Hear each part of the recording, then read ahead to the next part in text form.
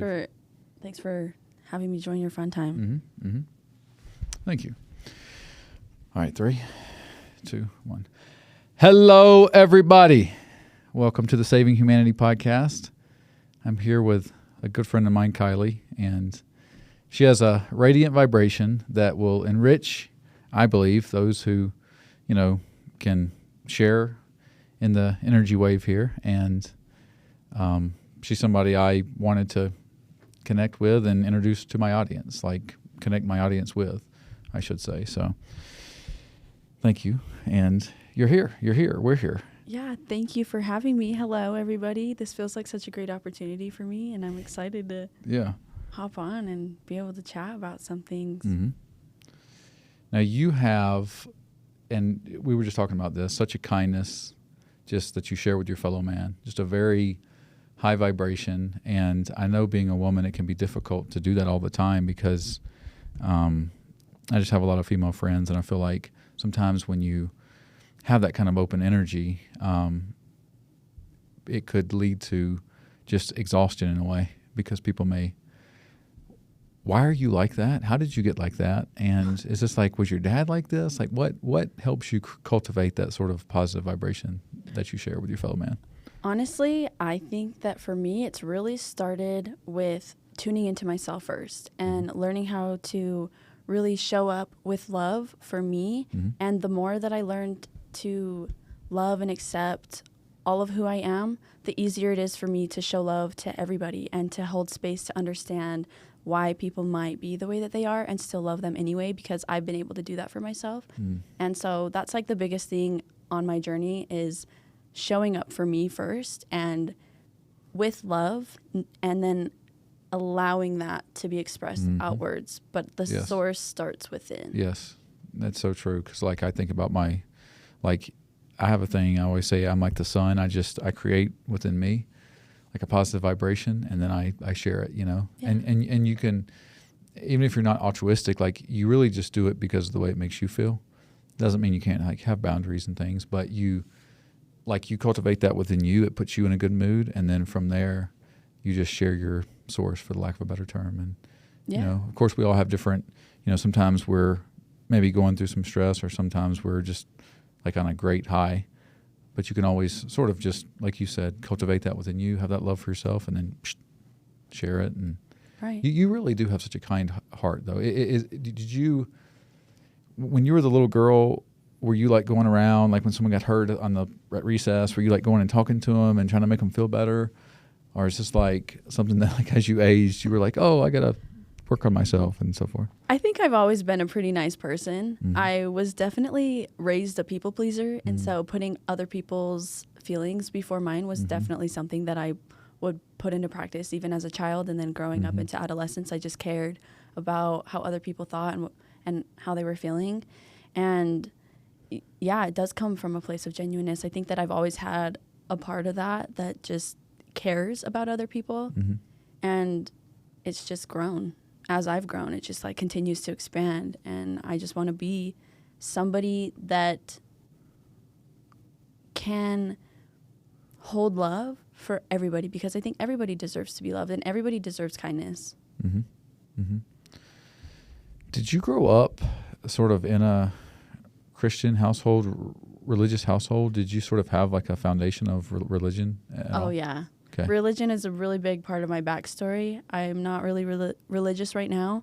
I do consider myself spiritual, but religion was definitely a big thing for me growing up. Do you think those core values of love thy fellow man, forgive, and sort of, do you think those in a way, do you think, although maybe there's things that you have to release or have had to and you're continuing to in any organized religion? I grew up Baptist in the South, so I have definitely had to unlearn some things. But do you think that core of maybe some of those foundational teachings of religion sort of have helped shape you a little bit?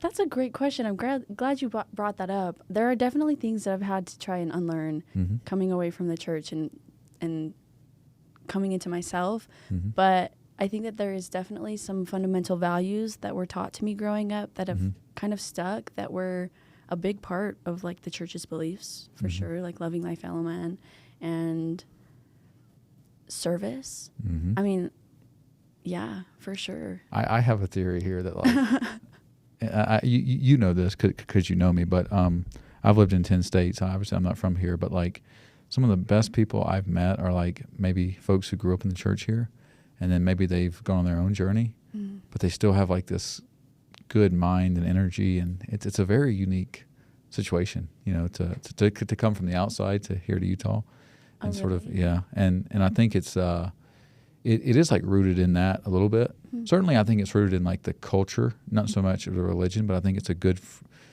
There's a lot of good things about like community and, like you said, service and having a love for your fellow man. And I think like a more pure way to do it might be like love for the sake of loving, maybe not to sort of attain anything or you know, acquire anything. But I do think, you know, sometimes you fake it till you make it. If you act away long enough, you actually become that. And maybe there's something in that too, you know. Yeah. So. And I think that when you love somebody and it comes from a place of genuineness, like you feel what that is. Mm-hmm. And loving people, I mean, I've experienced some very judgmental times in the church, and I think that they are like moving with love, but that you can tell it's not from a place of genuineness because there's like some judgment or resentment behind that. And I think that it's expressed, whether that's like an energy wise or through like different verbal cues. Yep. But I understand. No, I understand what you're saying. I also, when I first moved here, like I was working, so I teach school, as you know, is my full-time career, and then I work outside of teaching like over 40 hours a week with adults with disabilities, and I was doing something in American Fork, and it was in a very LDS-oriented place, and I was pretty shocked at like there's something about like maybe like someone who grows up in that, like the level of like almost like they would just tattle, or it was a very weird energy, almost like a kid, you know? Yeah. And to the point of, you know, after about 6 months for me, it was just like, this is a different world, you know? You can't really tell at first, but then you kind of like, you're around it enough and you're like, oh, this is not normal behavior. And so I kind of it was just it was low vibration in a different kind of way. It was coded in like religion. It wasn't necessarily just directed toward me. It would be more just I saw the behavior, right? And it was a very like persecutorial or accusatory for any sort of thing that, you know, some people didn't even have any idea that was going on and so forth. So it was a unique energy, and I'm thankful for that. And I've met a lot of great people who grew up in the church here. I'm really love so many of the values of the LDS people. I think they're just like, they really have a good vibration, and like I have so many friends who are, and so it's been a beautiful thing for me to see from the outside. And I love that. My experience for a bit growing up was kind of like what you were expressing, that it's a little bit low vibrational, even though like their values are something that should be pretty like great vibrations and just very loving, but it kind of comes off in a completely different way. Yes. That was a lot of what I experienced, which is why I ended up like distancing myself from all of that. But yeah, the values of it definitely have kind of stuck with me. And now you've got me thinking about that, because I haven't really reflected on that aspect of it all quite yet within myself. But so thank you for bringing that up. Yeah, no, I feel like our brains, you know, as you know, like match patterns, and I've kind of lived all over, and just you kind of see patterns, you know, maybe when someone grows up a certain way that they, you know, can develop those sort of habits or social characteristics, and certainly in situations, you know. Right. And I also think you're smart, and I think you come from a good family, and there's just a lot of smart people here in Utah. It's if you're from, I don't know if your family has like a lineage here, but the Utah lineage is so smart. Like the people who came here and founded this state, they were like the most, you know, apex men of their day. They just to be able to survive. And then those men had like 70 kids. So it all came like the very roots of this culture, which is in a way homogeneous to an extent. Now that's changed with like migration from other countries and places, obviously the last 30 years, but the original people here, just a very good genetic stock of people. And unlike probably anywhere in the United States. So Southern California has a little bit of that. Like the people who went out there for like the gold rush, they were like kind of adventurers and business people. And you meet some people from like Orange County that'll move here, and you're like, they're really smart, you know, or like San Francisco, you're like, you guys are smart, you know. Yeah. But Utah also has that. And me, I lived in 10 states, but I grew up in the Southeast. And so it's like, not everyone's necessarily created equal. And you see it when you live in those places. So that's a really interesting perspective. Mm-hmm. Well, I think I do have some Utah roots. Mm-hmm. My family has been here for quite a bit. Mm-hmm. Mm-hmm. Yeah, it attracts. I mean, I have a friend, she's from Sweden, and she, like her family, her dad was like an Olympian in Sweden and has like 10 kids, and like her and her brothers came here, and you know, it's a whole thing. It also attracts people who are like LDS in different countries. Mm-hmm. And like that LDS religion, it does have like a very high correlation with like high functioning people, like performers or like people who are very motivated, you know, to like achieve something and maybe even just working on themselves.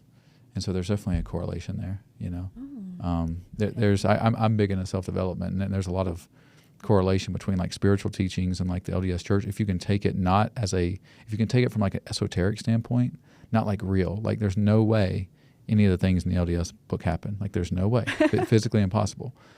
But if you can take it from an esoteric standpoint of like what it's trying to teach you, like how to self-actualize yourself, and sort of how to build that within you, those are beautiful things. And it's the same sort of thing as like a spiritual teaching, or Eckhart Tolle. He's more like a Eastern philosopher, but he's like a German guy. But it's like it's a lot of the same. If you can read through the lines and not like see it so literally. Yeah, see it esoterically. Yeah. Mm-hmm. Ooh, Mm-hmm. that's actually something that I've been so super curious about as of recent. Like when I first left the church, I was like, I'm not reading the Bible. I'm not about Jesus or any of that stuff. And as I've come deeper into my spirituality and gotten more curious about it all, I really do think that like the Bible and all of the sayings and teachings can be things that we can take and practice into our everyday life. Yeah. Like it depends on how you're willing to take what you're reading. Yep. But I think that it's something that could really help us all elevate within ourselves, not necessarily like, oh yeah, this happened, so this and that. Right. I'm just gonna make my chair a little higher. By the way, like I said, I edit all these, so if at any point you want to like adjust yourself or. All right. Do you like sitting on top, like towering over me? You know what? I slump naturally, and I don't know. Also, I'm closer to the microphone when I lift up a little bit. How do you think you look over there? How you feeling? Do I look? I think you look great. You're like big into bodybuilding and stuff. I feel like you're very popular, by the way. I refuse to look at your Instagram because I saw the one page and I was like, I'm not even gonna. With my 18 followers. No, because you post like gym pics. Oh yeah. And whenever I have a lot of friends, and whenever you post gym pics, I feel like there's an onslaught, and because of that, I never.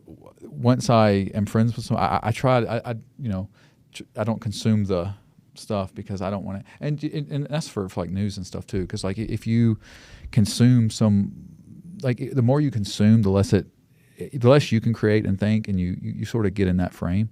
Oh, so yeah. it's like but I can see. I mean, I'm you can see like, and I think what you're doing is good. By the way, I think you're just trying to like motivate and like inspire, and even like inspire yourself. I don't think it's like look at me. It's more just like oh no. It's more just like but I'm aware enough to know like when you have like a it's an interesting thing. It's a little bit different when you're maybe you and then like me or something. So but yeah. I think that there's a really big thing about trying to create more than I consume. That's been something, I have an episode about that, but that's been something that I really do try to like incorporate into my life. More specifically this year, I set an intention. I want to be more creative. I want to create more than I consume. And so for me, my online platform is a way for me to allow myself to be seen and like create something that maybe is a visual or some sort of artwork for somebody else.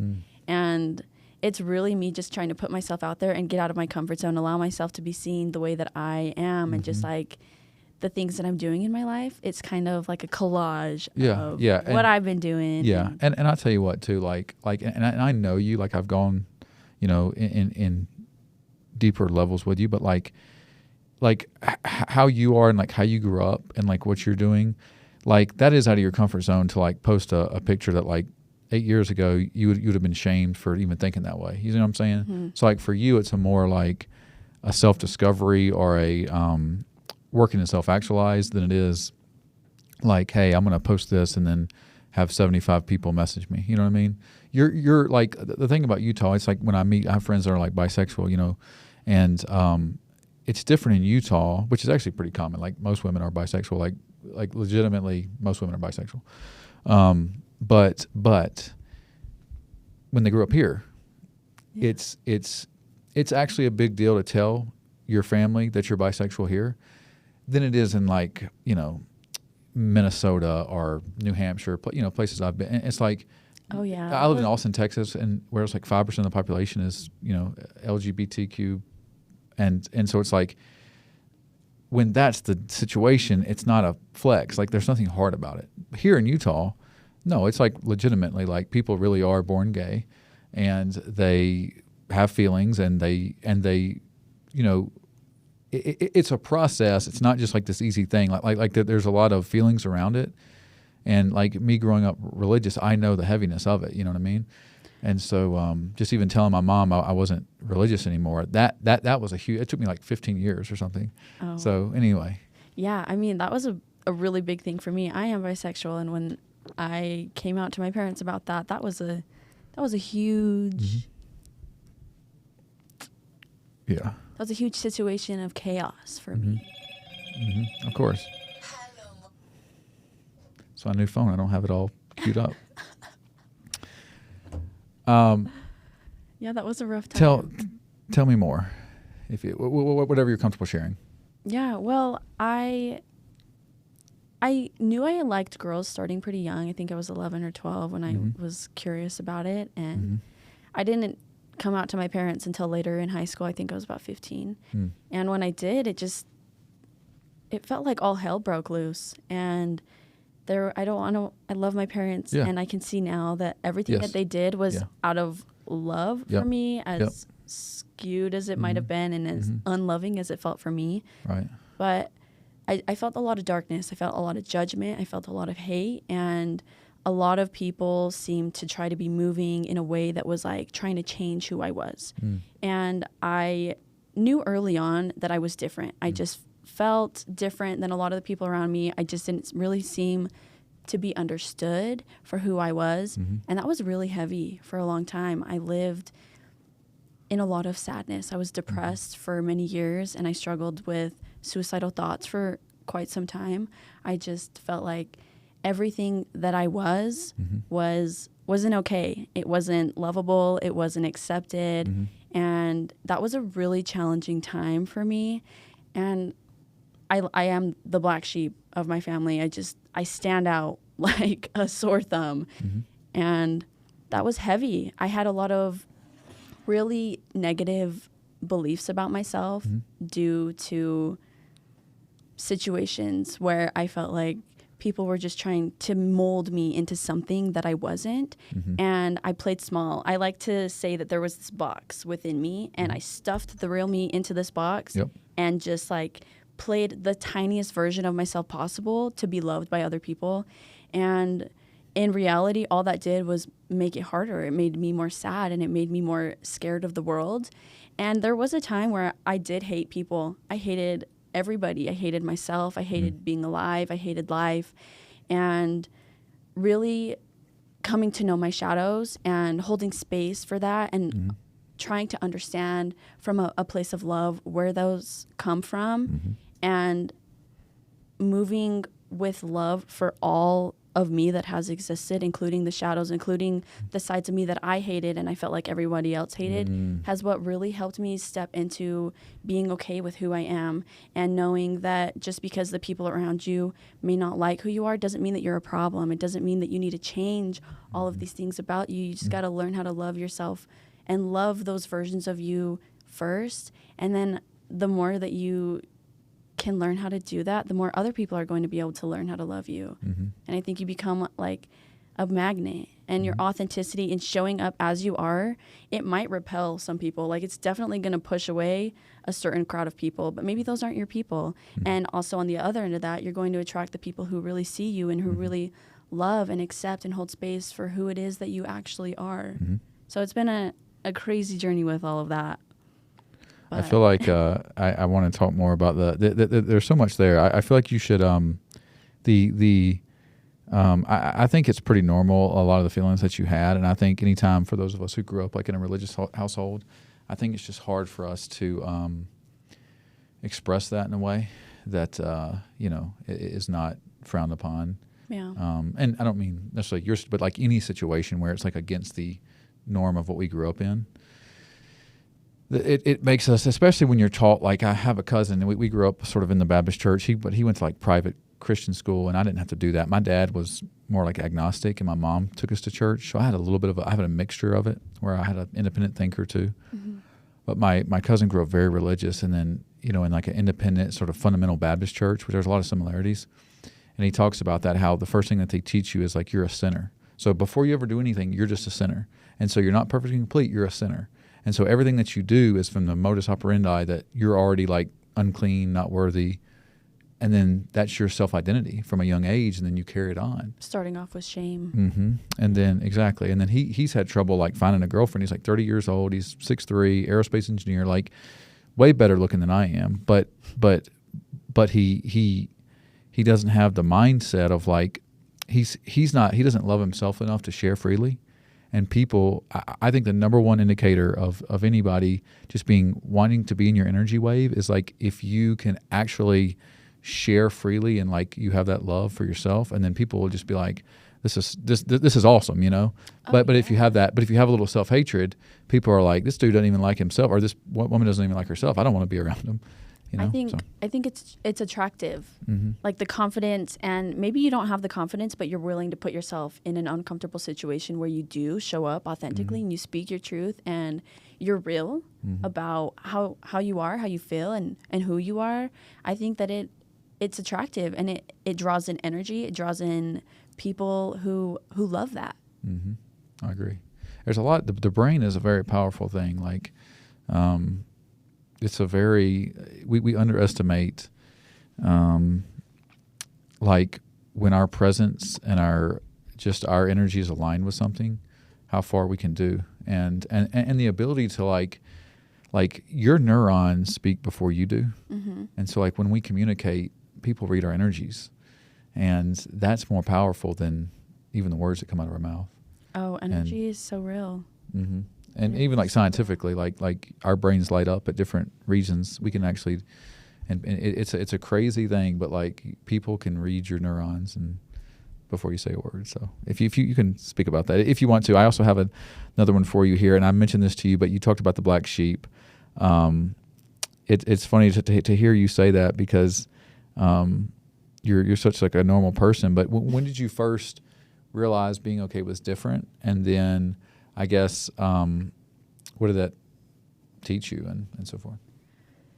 I think it's been a process. It's definitely been a process. I got to a point, this was back in 2022, and I was just so low. I was so sad and miserable within myself, and just like meeting people didn't really do it for me. And I decided to start going to therapy and really learning more about me and getting curious on how I can heal the wounds that I have been carrying with me for so long. And I don't think that I accepted being different for some time. It took effort and it took intention of showing up and really just getting to know myself on such deep levels. And with that came the acceptance for who I am and all of the things that I once was ashamed about and all of the things that I used to judge myself for or even hate on myself for being, moving in a way of loving that and holding space and allowing her to just be as she was. It was a process, and I've done a lot of writing. I think over the last 4 years, I filled out about 10 journals. I do a lot of writing. Just the more that I learn about me and the more that I hold space and just acceptance is really what's been the biggest thing for me to love who I am. It's taking time. And I think that it requires patience within ourselves. And sorry, you asked something. Oh no, just I think you I talked don't on think it. I It's what you learned about being okay with being different, like being your own unique individual self. Like it sounds like you learned just to love it. And if there's anything else that you want to talk about, just about learning about being different and how it's okay to be. I think that being different is beautiful. And for a long time, I didn't fit in, and that was hard. It is really hard, especially when most people around you are so different than you. Like in high school, I just never really fit in with the crowds. With my family, I felt like I was so different. I didn't really fit in. I just always was like an outcast. And I just had to accept I'm different, and there is beauty in being different. And now as I've gotten older and as I've experienced more in my life, I've come to see that my difference is what attracts people who genuinely love me. And so to find the beauty in who you are and in being that different, just because you're different doesn't minimize your beauty. It doesn't make you worth any less. You might be around people who aren't recognizing or realizing how beautiful you are. But if you really embody that difference, you're going to attract the people who love it too. And it's just like confirmation that you can be whoever you want to be. And there are people who will love you. There are people who will accept you. And there are people who are going to like be drawn with you. And you're going to, I don't know. Yeah. No, it's been a journey. In your 20s, there's a lot of pressure to like fit a certain way. How do you not buy into that, or what does it look like to you to sort of do your own thing and not fall into the group think? Because I don't think you're like, I have a lot of friends, and there's definitely like social media, like there's a brainwashing going on both sides, but it's definitely, you see it now more than, I've never seen it like this. It's like the men and women are almost like being groomed to hate each other.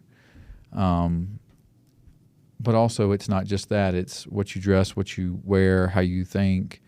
The Salt Lake is a very aesthetic place. Like people care greatly about their perception, what they look like, unlike anywhere probably I've ever lived. And I've lived in Austin and Denver and places that have a big enough population and wealthy people.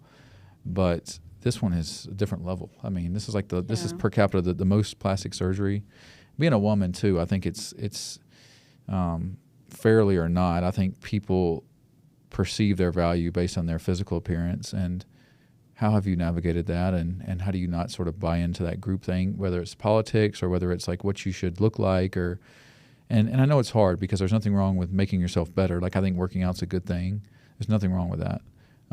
But then the women, I got friends who like do the lip stuff, and after a while you can't even like you just get used to seeing it so much. And you know, it's a very, very interesting culture here. It's all about like improving yourself, almost trying to reach perfection. And how do you cope with that as like someone in their early 20s who's doing all that?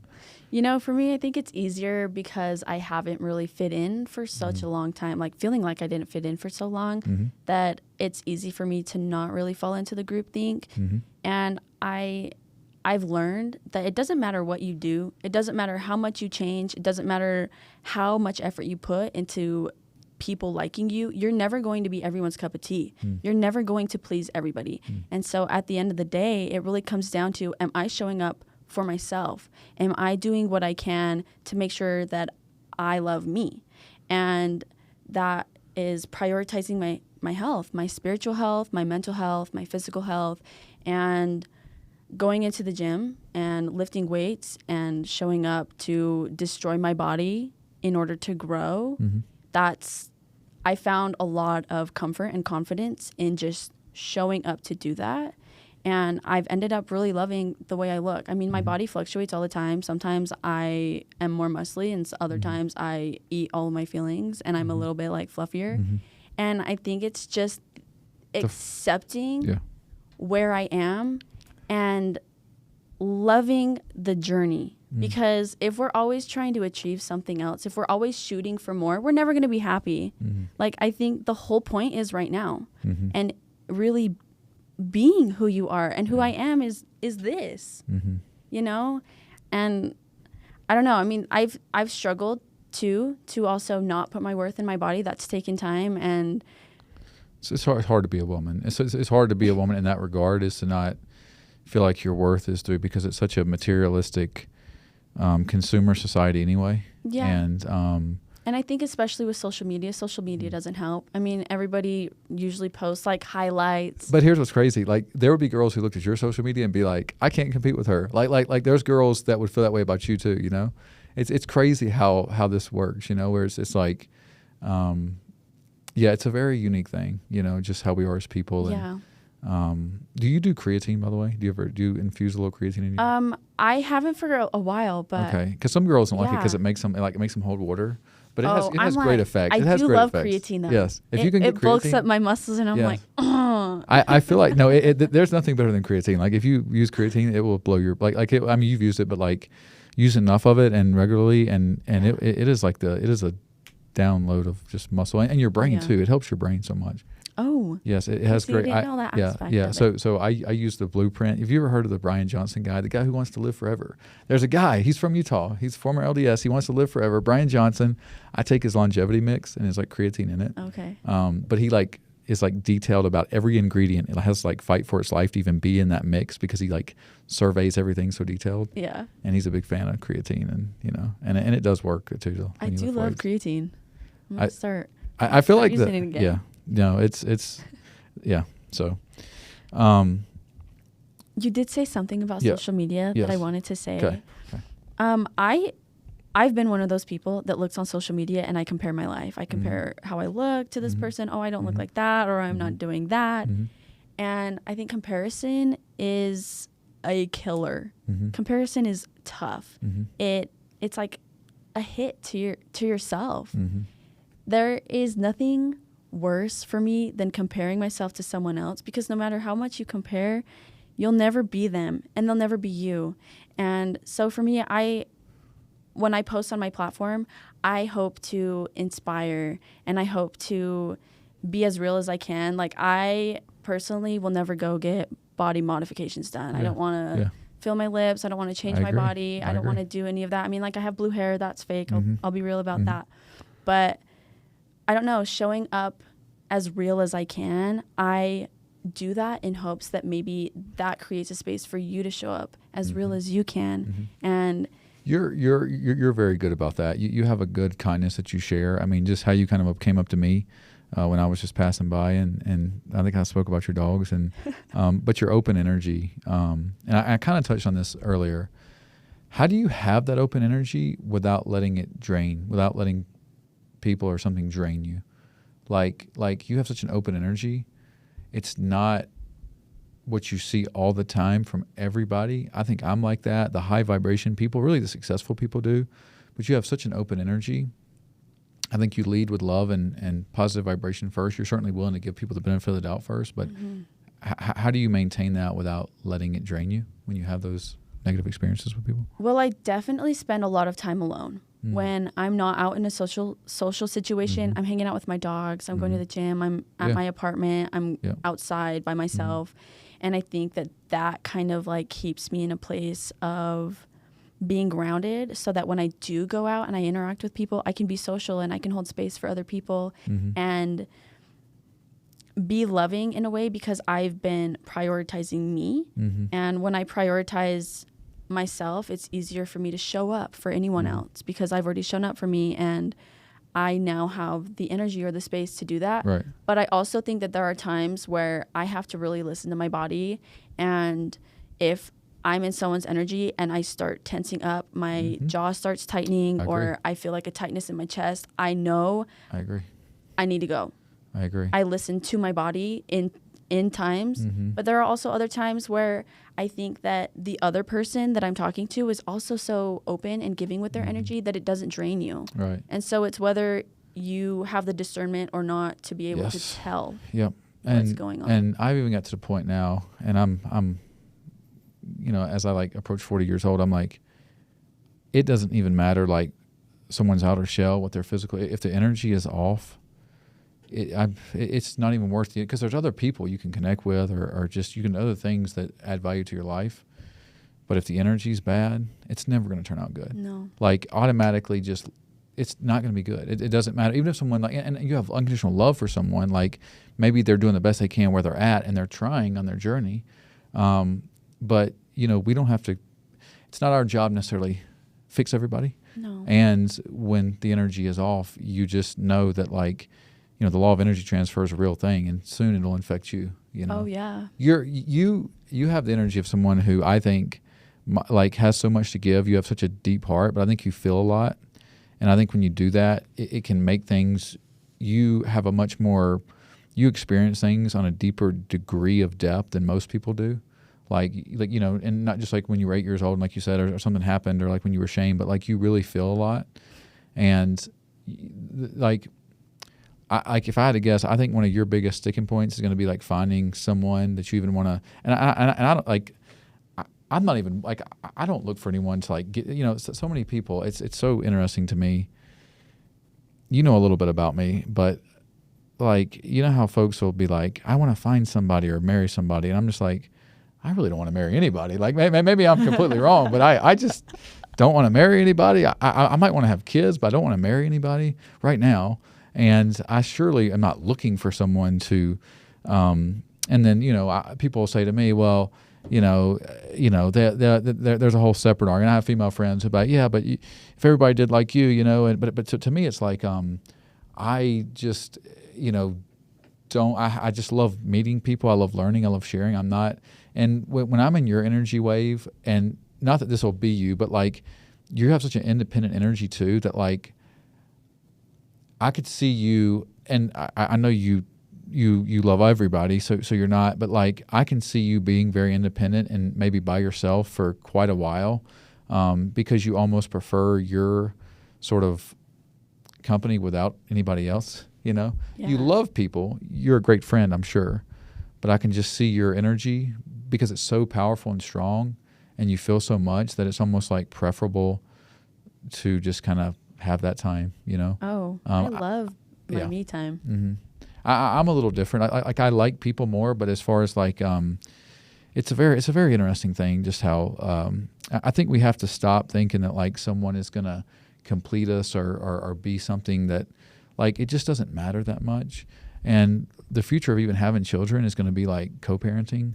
Like, it's just it's so hard to, like, with the courts and with all these things, like the traditional marriage even is like going extinct, and it can put you in a bad situation if you pick the wrong thing there. It's a huge, you know, financial investment. It's a huge emotional investment.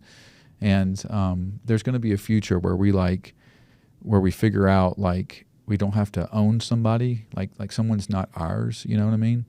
And then, like, because that's like the modern day thing of, like, you know, because even like on the men's side with the whole red pill thing, it's like this whole, because my friend Columbo, she talks about it, it's like there's this whole thing of, like, you know, this is how, but it's like, okay, but, you know, is there any way we can advance past that where we don't feel like we have to own somebody, and then maybe we can still have a family or still do these things without, you know, like having this one thing that we cling to all the time, like Lord of the Rings, where the guy's like, my precious, and he like can't let it go, you know. And I feel like those weird, I've never wanted to be like that, you know. I've never wanted to. It's a very interesting thing. I don't know how you see that. It doesn't have to be in relationships, but people talk about that, and you know. So anyway, I think part of what plays into that is different attachment styles. So true. And I mean, I grew up thinking that I was going to be married at 20 and have kids at 21. I am 23, and I am like, no partner, no kids. Right. And when I was growing up in high school and even out of high school, I was always looking for a relationship. I wanted the next partner. I wanted somebody. And I think the reason behind that was because I was trying to fill a void. I was trying to find love or a purpose or meaning from somebody else rather than coming into it within myself. And as I've I don't know, over the last couple of years, I've really just decided, you know what, my 20s are for me. My 20s are mine. I am going to explore, and I'm going to adventure, and I'm going to discover more about me and learn what I like to do. I'm going to fuck around and find out. Sorry, I don't know if you like my swear words on your podcast. But like, the more that I learn to love me, the more that I can show up for myself, the higher my standards get, because it comes down to the point where like, I'm not going to go out looking for somebody. If I want something, I'm going to learn how to figure out a way to be that for me. And I think that eventually I really do believe in love, and I want to get married and have kids someday. Like that is something that I dream about. Definitely not right now, but I think that the more I can show up and be that person for myself first, it eliminates anybody who wouldn't be able to match that. And as I've kind of evolved within myself, there are things that I do and ways that I love me, and automatically I can meet people, and if they're interested in me but they can't match what I already give myself, it's an automatic no for me. And so it really is so important for me to just keep showing up for me and doing what makes me feel good, and learning how to love me at my depths, so that one day somebody else can match that. But I don't think that it's something that I have to go looking for. I think that people's paths cross on divine timing. Right. And I believe it'll come when it does. And I'm not out here seeking it. I just trust that it'll come to me. But I also know that it won't be anything less than I deserve, because I've practiced showing up for myself in the way that I need. That's awesome. And I also want to say, because there's a saying that like every truth is a half truth. So I'm going to like, from what I just said, like I literally just said what I said. And I have a friend and he says this, and he's like, he's somebody I look up to a lot. And he's a very successful self-development teacher. And he teaches just people how to like get out of their comfort zone and just speak to people and how to speak in front of people and just all those kind of things. And he says, he's like, forgiveness is like underrated, like not having people have to be perfect, like not being like, oh, this person does this one thing terrible, I'm just going to forget them forever. Like that's underrated, because there is a case, and like even me, I see the value in like, what if I was in college football, so I was in football, right? And I didn't want to. I've been investing since I was 21 years old, and I've been doing all this. I never wanted to have kids, and I mean the other thing, I don't know if everybody like I think I'd be a wonderful father. I taught little kids for a long time, and like I have a nurturing energy, but I think like some people are built more to like they just like. I think my brain is rewarded by like new experiences and like dopamine. They say that our brains, like some people's brain is like wired for like serotonin, which is like stability. Some of us are like dopamine, which is like we like the new novelty of something. And I don't necessarily mean the way that may, but it's like I've lived in 10 states. I've done a lot of different things, and you know me a little bit, so I think you kind of know. But and we're more like we're more willing to take risk and stuff. It's a whole thing.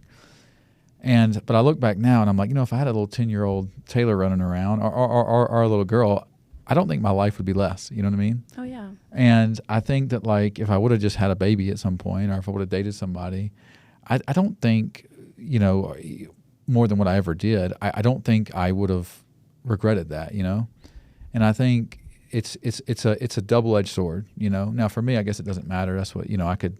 you could I can have children at almost any age, but like I do think there is a thing of like we're so focused. Like for me, I was focused on myself and my career that I look back and I'm like, would it have been a terrible thing? Well, and I think it's different for everybody. I mean, we all have different experiences, and I think relationships can be our greatest teacher. Like you can learn so much about yourself through getting to know other people and through navigating and working through a genuine relationship with that. For me, I really have spent so much of my life trying to please others and trying to move for other people that on my path, my individuality and moving alone, that is such a priority for me right now, because for so long I moved for everyone else. And so turning back inward is really what feels great for me right now. But like, I mean, I know people who are married. I know people who are having kids that are my age, and I love that for them. I think that everybody has a different path and a different journey, and what works for you might not work for me. But like, and I also I agree with you. Like I think you should be more selective, and like especially in your early 20s, you don't need to like settle down and like you have time to like do those other things. And then also like I think the one thing for like any engagement that you have with anybody is how does your trauma bond with their trauma? That's way more important. You know, someone told me. So someone told me that like they're looking for like this and this and this, and it's just like it's a dude who like wants like a certain criteria for his wife, and it's like that's not anything. Like none of that matters. Like if a girl's went to law school or something, like none of that matters. It's how does your trauma bond with their trauma, and then having like that conflict negotiation and ability to like get mad without overreacting. Like when you have the emotions come up, not just exploding, getting angry, embarrassing the other person, giving them respect. And that's where the growth comes in, is how you're able to communicate and work through that. And are you guys willing to work through that and communicate and try to evolve and grow together? Right. Yeah, because we all get triggered, and you know, I've gotten a lot better now at just like biting my tongue, and because like you get these emotions anyway, they don't even mean anything. Like even if you really get mad at a person, it doesn't, like literally 3 minutes later you don't even feel or want what you felt at that time. You know what I mean? So like literally within minutes, you know, you may be like, I just never want to see this person again, but you don't. 3 minutes later, you don't even feel that way, you know? Right. And so it's... Well, I think that our emotions can actually be our teachers. For me, I wouldn't say that they don't mean anything. I think that is, like, if something comes up, if you're willing to be curious about it and, like, dive beyond that emotion, it can reveal something about you. But it is true. I think, like, scientifically or chemically, whatever, an emotion physically only lasts for like 60 seconds. And so if it lasts or lingers longer than that, we are holding on to some sort of pain or whatever that came up. Right. And yeah, it does come down to how are you at working through that and really accepting it and letting it pass through rather than holding on to it and then bringing it back up like an hour or a day later. Right. And it's good to like flush those things too and like speak them out. And like, I know what you're saying. I agree with everything that you said. I more mean like the impulse of like that anger that may come up, that maybe that's something that needs to be addressed, but like in that current state, you'll never be as mad or upset as you are at that moment for that particular behavior. Now, obviously if I do think we have to have boundaries and like, and I mean, I'm really like, I hate to give like, cause like I'm so like focused on my journey in life that like, mine's just so different. Like most people don't want to live the life I have where like I'm constantly moving, doing things, meeting new people. Most people want like stability. I like the unknown and I go after it. I think we have that in common. Yeah. And so because of that, I don't think but I also see like as I age, I'm like, you know, there is something to having an unconditional love for someone, having boundaries and understanding that like, okay, this is a behavior. This is not just this is a behavior that maybe I should, but being willing to negotiate, have crucial conversations, uncomfortable in a loving way, because, you know, whether you work with different people or you're friends with someone, or if you're really close with someone, then, you know, not losing your cool and acting in a way that just can burn everything down, I think is of value, because a lot of relationships can be saved, even if they're not going to be like your tightest person, but you just, you know, burning bridges is not necessarily the greatest way to go about life. And, you know, and it's not who you are in reality anyway. It's not you at your essence as someone who has a love for their fellow man, who shares freely. And our reticular activation system gets the best of us. You know, it's like if you don't think about purple elephants, and then you start thinking about it, but then you get mad at someone and all you can focus on is the 3 times that they made you mad. Right. And you feel like they just betrayed you or did something. And it's like, that's not even the rest of the thing, you know, but in our brain, things get magnified. And it's a very interesting phenomenon, just how we are as humans. But yeah. I don't know if there's anything you want to add to that, feel free. And I have a couple more things for you. Now, you do gym and pole, like you said. You really love the gym. And but when it comes to pole movement, what does that mean to you? And is it a way of, I sent you, we talked about this, but just like when you move that energy out, is it like a workout? Does it like almost release something for you? Talk about that, because it's pretty popular. Dancing is actually, can be a pretty great workout. A lot of cardio, and pole work does take a lot of strength. It's a big strength practice. For me, I think that dancing has been so healing in a way of definitely being able to like move emotions through my body. And before I danced, I didn't really know what to do with it. Like I would dance out in my room sometimes, not really thinking much about it.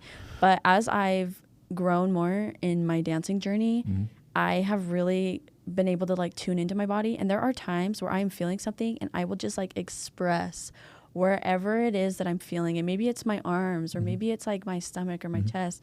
And the more that I like move through it, I feel like it does help me process through. Like the emotions are energy in motion, and they are present somewhere in the body. And so dancing for me has been a way to heal and move through all of that. But it's also been such a big thing for me in learning how to take up my space, because as I struggled when I was younger, I played small, and playing small meant being quiet. It meant like playing small physically, not moving my body, not taking up actual space. Yeah. And so it's just been a really great journey of self-discovery, of allowing myself to express however I want to with any little movement.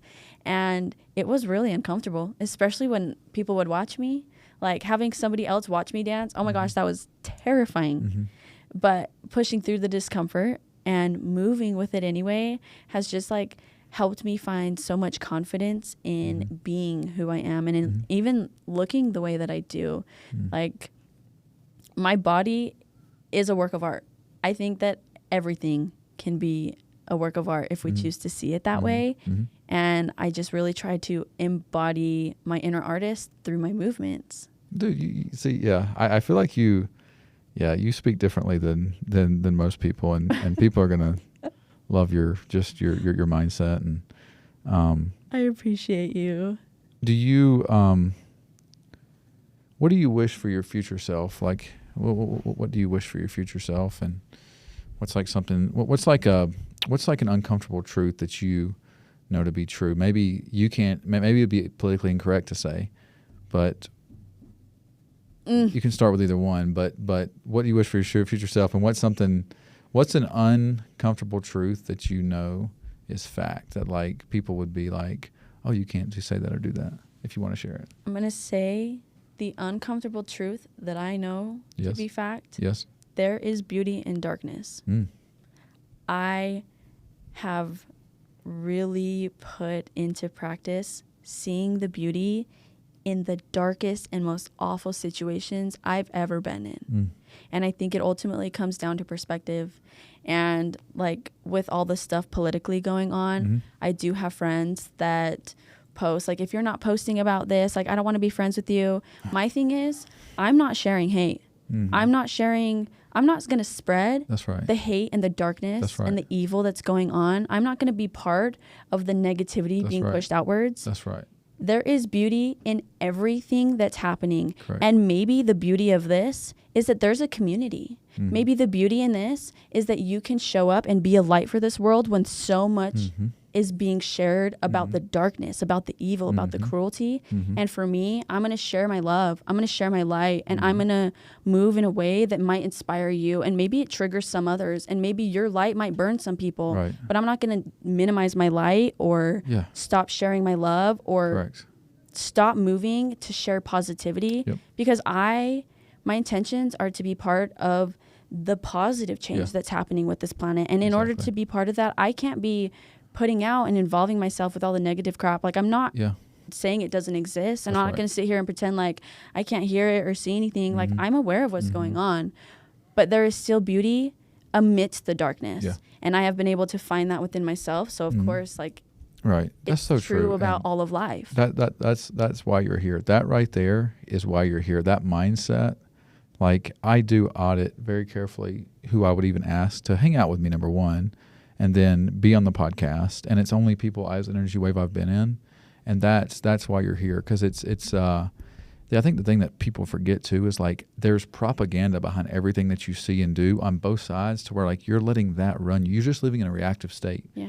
When you have like this feeling of like, you know, I'm gonna do this by your, if you're not speaking out, or if you voted for this guy, then you should be, you know, you're somebody who's a piece of shit. Like that's literally friends I've seen post stuff like that, or you know, are spread those kind of reels around, like those reels. And it's just like, guys, that's a form of propaganda on either side, but you're just living in reaction. You're not creating your own life. The fact is, the world's safer now than it's ever been. We're wealthier now than it's ever been. But what do you choose to focus on? And we only have one of these. You know, we're not, 100 years ago, we just came out of a world war, and then we were about to head into another one. That like, this is way more peaceful. Right. And we've built all this through high vibration, through people voluntarily trading with each other, through having commerce that enhances their fellow man. This is a beautiful thing, and to not take part in this and to not enjoy it is you know, what our ancestors had to survive through to be right here right now is nothing short of a miracle. I mean you and me, everyone watching, like the chaos that they had to live through, the murders that they had to survive, that they committed, just for us to be here. We owe it to them to make the most of our life, to enjoy our life, to love the journey, to like know that we only get one of these. There's a 1 in 7 trillion chance of being born. 1 in 7 trillion chance of being born. If I don't take in your essence and just take it all in, then I'm an idiot, you know? And so that's sort of how I think about that. And it's a different vibration, and social media is I love it, and I have this podcast. It's all on social media, and it's also in 2026. People can learn about you through social media. Right. I was in Whole Foods the other day, and this is a true story. 3 people that I had ran into at different parts of my life came up and were like, "Taylor, how you doing?" I didn't even know their names. I couldn't remember them, but they follow me on social media, and so it's like it creates a situation of like they understood me better, at least perceptionally. They think that they do. Right. And so it's a necessary tool because people are on it so much. But it's I think it can be a beautiful thing. Mm-hmm. And like yin and yang, there's a balance. And what's ugly can also be beautiful. And as much as there's darkness, there's light as well. And it really does come down to like, what are you willing to be a part of? What part are you willing to play? Do you want to share the light? Do you want to see the beauty in it? Or are you going to hate? Are you going to judge? Are you going to take part in like the awful parts of it? Dude, That's where perspective comes in, because at the same time as social media can be damaging, social media can be a great tool. You know, I think it's about finding balance in all aspects of life. What do you want for yourself in like 10 years? What would be your dream? Like, what's your dream world? Where are you living and what are you doing? You know, I used to think way too much about the future and trying to plan everything out and who I wanted to be in 5 years and how I was going to get there. Right. And honestly, I've totally just like erased that from my existence. Yeah. My biggest thing right now is to be present. My biggest thing right now is to fully embody and enjoy where I'm at. And I have a lot of dreams and I have some visions. I can't say that they'll happen in 10 years. Maybe they'll happen in 2. Maybe they'll happen in 5. Maybe they'll happen in 20. I don't know. Life takes unexpected turns. It does. What I do know is I see myself being a light and being a safe place for people to be authentic. And I want to inspire people, and I just want to be an artist. And so how it looks in my life, I don't know yet. That time will come. Tomorrow will be here, and I'll experience it as it is. I agree. But I'm intentionally trying to just be present. So I can't tell you where I want to be in 10 years. I don't know. I'll be a 33-year-old, and we'll see what happens. But I do intend to be creating and loving and just... yeah, you're going to be so awesome in like 10 or 15. Like, I have such a head start on you that like... but as far as age, but like you already have that kind essence, and that evolution of yourself has been so deep that like you're just going to get better, nicer, the world, I think, will be better for you. It's just very interesting thing. And I will say, if you're open to it, invest your money now as much as you can. Get an S&P 500 ETF or index fund. Put as much money as you can in there because it compounds over time. And Albert Einstein had a quote. He said, "Those who understand compound interest will own the world. Those who don't will get trampled by it." And it's true. Like, your money compounds over time, and just have the resources to be able to create and flow. Right. That's a beautiful thing too. So.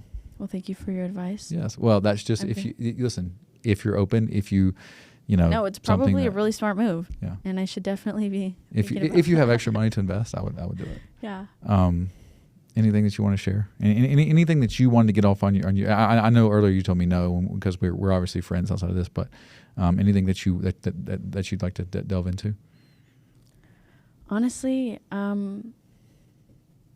no. I just have a lot of appreciation for you having me on. This has been such a cool opportunity for me, and I will say, yes, if you're thinking about something that excites you but also makes you really nervous, just do it. Do it anyway. Take the risk, and you will learn so much about yourself. Mm-hmm.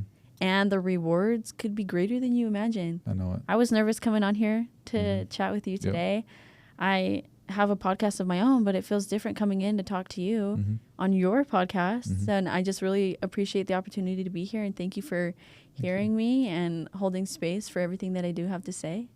There's a saying, like, the cave that you fear holds the treasure that you seek, And if you can actually get yourself to, I like to do it like, I'm excited, I'm transforming myself, I'm stepping into 2.0 of myself. That's how I like to psych myself up, where it's like, this is beautiful. Like, if I know I'm going to like go have an uncomfortable conversation, because most of it is like a conversation or something, or like an action that like we think would be embarrassed, because our tribal brains are like, we can't do anything to step outside the tribe, or we could be, somebody's going to hit us with a rock and kill us, or we're going to be banned from the tribe. The 50 people in our tribe, 15,000 years ago would somehow ostracize us if we did something different. Right. But like, if you can psych yourself up and be like, okay, well, number one, that reality isn't here. Number two, I'm transforming myself. So by doing this, I'm becoming the next version of myself. Therefore, this is a beautiful thing. I'm excited. Yeah. The same feelings of stress are excitement. So you can actually like use that adrenaline to pump your state, and then be like, here I am, and I just do it like it's like I'm dying. But it's like I'm dying on the cross. It's like it's the image. It's the proverbial symbolic, like, I'm dying on the cross. I'm just going to give myself up right now for whatever's going to happen. And and then your brain actually gets addicted to it. Yeah. And there's a whole thing there. Yeah, You know a little bit about me and how I am, so it's a very interesting thing. You almost just got to go to a different level, And I think some of us are more apt or less risk averse than others, and but if the more that you can, probably the better. So. Yeah, I mean, growth happens outside of your comfort zone, and even if you do something that's outside of your comfort zone and you think you failed, you get to learn something, and there's growth in that. And I love that you said that, because fear and excitement are like best friends. They go hand in hand. If something excites you, it probably is going to scare you a little bit, but that doesn't mean that you shouldn't do it, and it doesn't mean that you're not capable of it. Something that I like to tell myself is, I have overcome every hard thing that I've ever experienced in my life. If I've made it this far, I can do it. I can get through this difficult conversation, or I can do this thing that scares me. The greatest thing that will ever hold you back is yourself. I agree. And then having that inner belief that like you're all that matters, and that you're good enough, to know that you're good enough to do this. Yeah. And you're deserving of whatever outcome is out there. Yeah.